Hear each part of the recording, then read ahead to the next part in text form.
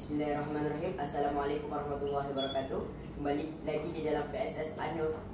Jadi saya Muhammad Al-Fatih bin Azri sebagai wartawan pada hari ini, dan bersama saya salah satu pelajar yang mendapatkan straight A di dalam peperiksaan SPM. Jadi apa khabar Abang Zilalin? Alhamdulillah sihat. Jadi pada hari ini saya mewakili TV PSS Anur. Ada dua soalan yang ingin bertanya. Yang pertama, apakah perasaan abang telah mendapatkan straight A di dalam peperiksaan SPM ini? Okay, baik. Terima kasih Fatih. Jadi perasaan saya selepas mendapat keputusan SPM, pertama sekali semestinya saya berasa gembira lah. Selepas 5 tahun saya bersekolah di SMK Islam Ahmad, saya dapat tamatkan persekolahan saya dengan satu keputusan yang memberangsangkan. Saya rasa gembira. Selepas lihat saja keputusan tu, saya rasa sangat-sangat terharu mengingat segala usaha yang saya lakukan di sekolah ini, dan semestinya sebagai seorang pelajar saya bersyukurlah dengan apa yang saya telah peroleh. Soalan seterusnya, boleh abang memberitahukan apa rahsia abang untuk mendapatkan kejayaan di dalam peperiksaan SPM ini?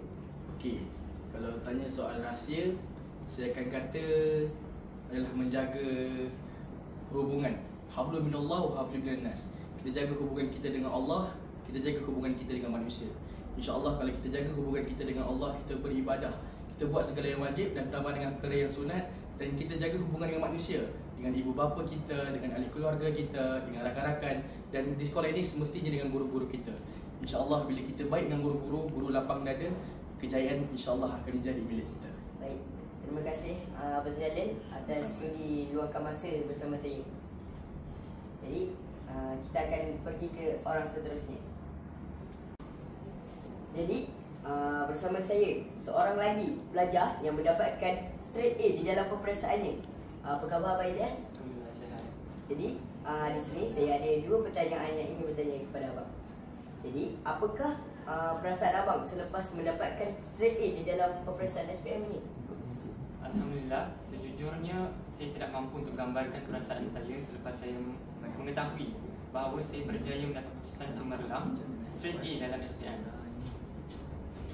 Dan terutama saya rasa sangat gembira dan bersyukur kepada Allah SWT kerana memberikan saya peluang untuk mendapat keputusan, juga kerana dapat menghadiahkan keputusan ini kepada mereka sebagai buah tangan setelah mereka menghantar saya ke sekolah bermula dari tadika sehingga saya SPM dan mendapat keputusan cemerlang seperti ini. Baik, terima kasih. Soalan seterusnya, apakah rahsia kejayaan abang untuk skor SPM ini? Okay. Sejujurnya tiada rahsia, sebab saya tahu kebanyakan pelajar yang nak SPM ni, diorang akan cari apa yang pelajar-pelajar sebelum ni buat. Dan pada pendapat saya, benda itu dah tak jadi rahsia pun. Macam kita tahu pelajar-pelajar sebelum ni kan dia akan cakap jaga hubungan kita dengan Allah, dengan manusia, ibu bapa, guru-guru, rakan-rakan dan semua orang kan. Jadi benda tu sebenarnya bukan rahsia pun, sebab saya hanya lakukan benda tu je. Cuma pada saya, apa yang saya lakukan, saya hanya ambil apa yang pelajar-pelajar cemerlang sebelum ni lakukan dan saya gabungkan dan jadikannya sebagai satu amalan yang insya-Allah boleh membawa kepada kecemerlangan. Dan alhamdulillah hari ini terbukti bahawa segala usaha tersebut membuahkan hasil yang sangat tidak disangka. Baik, terima kasih.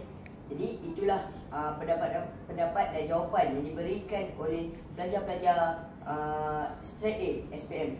Terima kasih Abang Ilyas kerana sudi meluangkan masa bersama saya hari ini.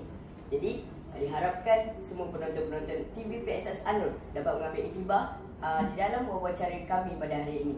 Jadi sekian saja daripada saya. Bye bye. Assalamualaikum.